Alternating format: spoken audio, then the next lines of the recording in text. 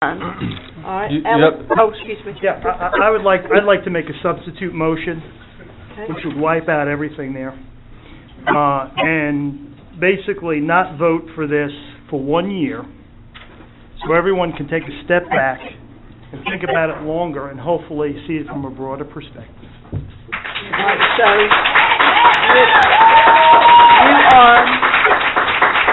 you are asking that we postpone the motion for 1 year.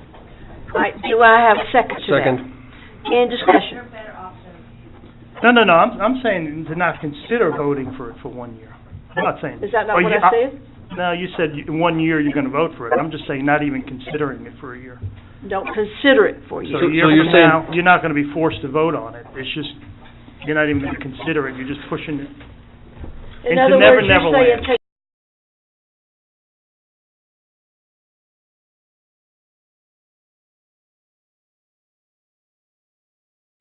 I am going to ask some questions. I wasn't on the facilities committee, and most of this I learned just, happenstance. So I have some questions for everybody who's actually part of this. So, all right. So what's the plan? You're going to keep the schools maintained for 1 year, and then what's the plan after that? Mr. Bowers, would you like to answer? Would you like for me to answer? I don't know. I would need a crystal ball. I don't know what the answer to that would be. I would think our plan after that would be to sell the schools, or if we need to use them in some way for the district, I think that would be something that would be worked on through the year. But Okay, at this point, that has not been discussed because we didn't have that amendment until tonight. Okay, so basically, let's something called planning here. We have an old Pickens Middle School, which we've tried to sell, which has been difficult to sell. It's kind of hard to sell old, broken-down buildings that are asbestos-filled. But do you think that we're going to use it for the district in some way? Is there a potential there? Again, that's down the road. We basically, you don't need know. some places, but we don't know yet. So my conclusion is the buildings will probably sit there after we spent $6 million renovating them, and we're going to be paying them off for the next 15 years, and they'll be decaying. That's my statement. That's your statement. That's my statement. But that's not the plan. I mean, there You is don't no have plan. a plan. That's right. We don't yet. Okay. Right. Okay. Next is the superintendent. Does he have a recommendation on this plan? A recommendation? Yes. I said from the beginning I would not have a recommendation, and that's in the paper. I'm quoted as saying such on December 11th. Okay. Let me explain what your responsibilities are. One of your responsibilities is to be a professional advisor to the board. That's in policy CBC. What you should do is always make recommendations. That's your job. What you shouldn't do is go to schools and tell them they're going to close before there's a vote. So I'll ask you again, does the administration think this is a good idea or a bad idea? The way we tackled this was twofold. One, simple question, Dr. Mark. Is it justified, first of all? Second of all, is it feasible? And two, if it is, how do we make it better? And so that's how we had a committee of 10 to look at every recommendation that was made, and that's how we handled it. And so from the very beginning, we did not take this as a recommendation from the administration, but we didn't undermine any recommendation that was given to us. Good, I understand it. Do you think this is a positive or a negative for the school district? Anytime you close a school is negative. There's nothing positive about closing a school. So okay. I walk through Holly Springs and A.R. Lewis at least twice a year, or at least once a year, if not twice a year. The schools don't seem to be old to me as they were described. I mean, when was A.R. Lewis built? Does anybody know? Okay, when was it? You know, don't you, Mr. Bowers? It was in the 50s. Okay, when was it renovated? 50s. When was it renovated? Renovated, was it? I don't have my sheet with me. I believe it got some modifications in 9. I imagine you probably have that down there, don't you, Alex? I don't know the answer.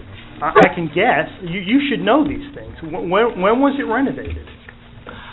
We looked at that several times on my PowerPoint, but I don't have it with me. It's on there, but I don't remember the date. 91, is it 91? Dr. Merck says 91. I don't remember off the top of my head. Okay, so it was renovated in 91 and then about 09? Okay, my records here is that it was renovated probably in the 90s sometime, but I don't know when in the 90s. I'm guessing late 90s. And in 2009, we added about 11,000 square feet, 4 classrooms, a gym, and an office, and we spent $2.8 million at A.R. Lewis just a few years ago. Holly Springs, I'm assuming that was built in the 50s. Did that go through a similar renovation? 1954. 54. And it was renovated when? I don't have that with me. 96. And in 2010, I know it got 8,000 square feet, 4 new classrooms, a kitchen, a library for $3.1 million. It was the elementary school we spent the second most money on in the county. And those schools will be closed and sit there and decay. It's your tax money at work. Okay. The presentation Saturday, and there's a question here.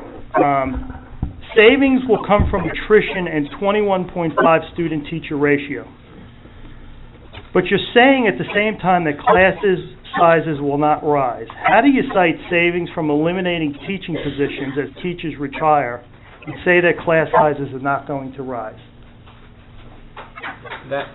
Well, now, class sizes will rise as far as at those small schools because they have been held harmless for years, but we are going to a 21.5 to 1 across the district. So that is from the district, am I right?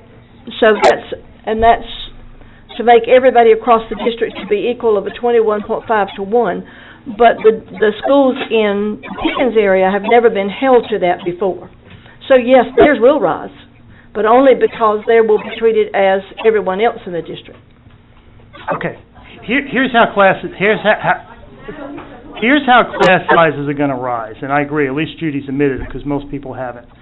Let's say you're at Haggard and you got, let's say you've got Ambler's got 18 or 19 kids in a classroom. And those Holly Springs students get absorbed. They're going to first get absorbed into those classes. So those classes are going to go from 18 to 19 up to 24, 25. That's the first place they're going to go. Then they'll add classes after that.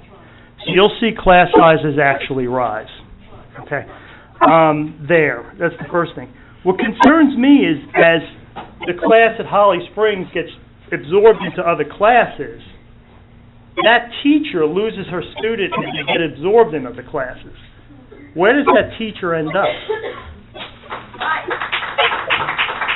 I mean, what are you telling those teachers? Well, they're going to have jobs, or? Yes, but they will have jobs. They're not going to. Where? That's the question. Well, you don't know where exactly until everything is done. Do you, Doctor? Could we have respect and could we answer the questions, please, without comments? I don't mind if you want to step out, but no comments. The teachers are going to follow the students, and I think it's the same thing with any school that fluctuates in enrollment. But how do they follow the students if 8 of them get absorbed into an existing class where there's a teacher there already? I don't think we said they were going to follow their students exactly. That's impossible, Alex. You can't. I agree, but I'm hearing two different things. He's saying one thing, you're saying something else. No, all we said was that they would have a job. We never said they would follow their students. Okay, one more. Are you saying that the teachers in this Pickens area will not be bumped out of the Pickens area? We will make every effort. Okay, but they could get bumped out of this area. We will make every effort. Okay, so that's, I'll translate. You could get bumped out of the area. Okay, the latest 5-year plan that we had, and there hasn't been a new one since that I've seen, has $6 million in new constructions and renovations at the Skelton Center and the old Pickens Middle School, or it was mostly the Skelton Center, actually. That was the last plan. Is that still in the 5-year plan, that we're going to continue to do new construction and renovation? We have not got the revised plan based, it's kind of contingent on what happens tonight. The facilities committee will have to meet again, Mr. Saitta, and come up with that plan. I don't have. Because we were given a school closing plan. We were given a school closing plan of $34 million with the one with the savings on the bottom, and there was a whole bunch of new construction in it. Are you telling me you're taking that out now? No, I said the decision on what's final on that is contingent on what happens tonight. So the facilities committee will have to meet again, and so we may get some new construction and renovation. Well, I have one vote on there. I don't know of any new construction, But you got it in your last plan. This is the plan to close schools, right here. And he just And it's told new you it's got to construction. be reconsidered. Okay, because- you're gonna reconsider it. Let's talk about the TIF money. In your thing on Saturday, Phil, you talked about the TIF money is $420,000 now. How do you, it just seems awfully low to me that that's only $420,000. How did you get that figure? I don't have that with me. I think I got that from Mr. Webb, and then it goes to it goes to like 800 something. Is that right? You have the, Mr. Webb? It goes up to about 800, yeah. Okay, here's my notes on the TIF, by the way. We've got, here's my 8-hour deposition. I took their lawyer apart. Okay, this is a memo from Dick Halligan, and I'm going to read it to you. He talks about how much money we're getting now from the TIF. He talks about we got a lump sum of $1.5 million from Clemson. Now we receive $335,000 for operations, $162 for debt. Easily we get $100,000. Liberty's $40,000 and $20,000 for operations and debt. That's $657,000. I think you were only talking about operations side, Philip. Okay, it's just the numbers that he gave me. It was Okay. just an example. Okay. It could change some. So the numbers are higher than that for the TIF.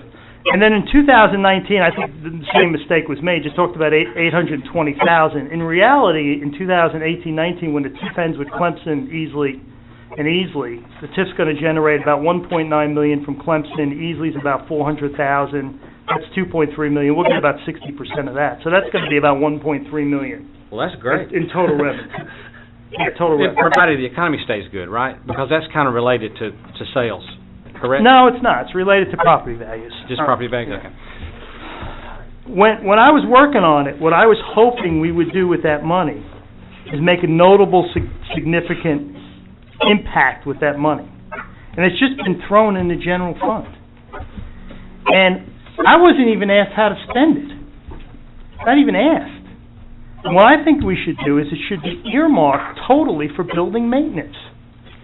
Now we're talking $657,000 right now, which will rise to $1.3 million by 2018. That solves a lot of our problem right there. But unfortunately, people who had absolutely nothing to do with getting this money got their hands on it and spend it in all sorts of different ways. Do you understand how none of this instills confidence in anybody about how we're going about this? I mean, there isn't anything that's been gotten right here. From this is now the 4th different plan we've had. We're talking public meetings on Saturday morning. I mean, one was as early as 6:30. I was driving there in the middle of the night. I thought I was going to hit a deer. I mean, I'm the board rep from Pickens. Nobody's told me what's going on. People are calling me and asking me, and I feel foolish because I'm not being told.